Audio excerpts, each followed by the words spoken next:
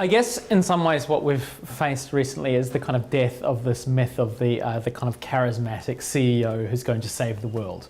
Until recently, many CEOs would present themselves, I'm going to provide you with a vision, I'm going to show you the way forward, I'm going to lead you to the promised land, almost like a kind of religious figure.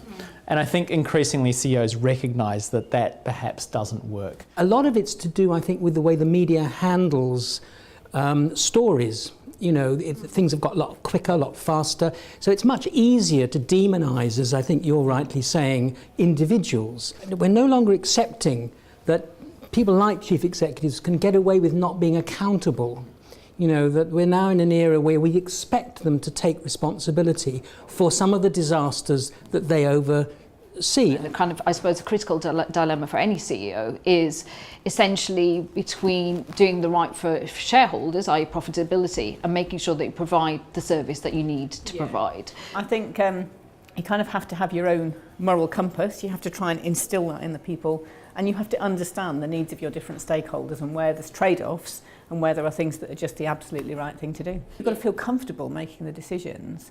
The loneliness of the CEO is a well-trodden path. Many a book has been written.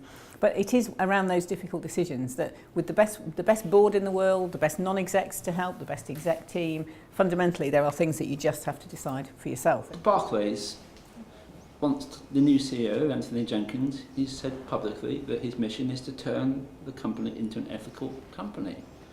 Well, how is that going to be judged? And I mean, I know how it's going to be judged. The first time there's another LIBOR rigging or scandal or something, or fat finger trader or something, his mission is going to be seen to have failed. So it's a very difficult mission to give himself. If you're going to be CEO, you can't be hidden. You know, again, going back to Fred the Shred, he kind of hardly did any interviews, and Bob Diamond, when he was head of Barclays, just refused time and time again to do it. But do you think even just basic, better communication from our CEOs would help the issue in terms of us understanding?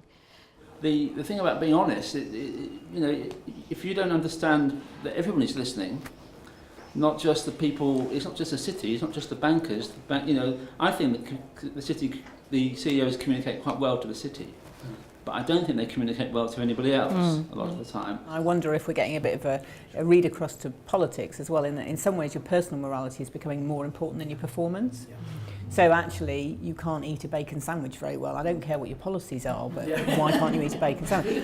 And it kind of feels a bit as though some of those personal issues are becoming much higher profile, and people lose respect or confidence in those rather than in the fundamental performance of the business. I mean, ethics are about what the society or the community thinks is good or bad or right or wrong, or what is acceptable or not acceptable. The problem for chief executives is to have, as you say, a moral compass to steer their way through that. That's why no one chief executive is going to be like another. They're going to find their own way forward.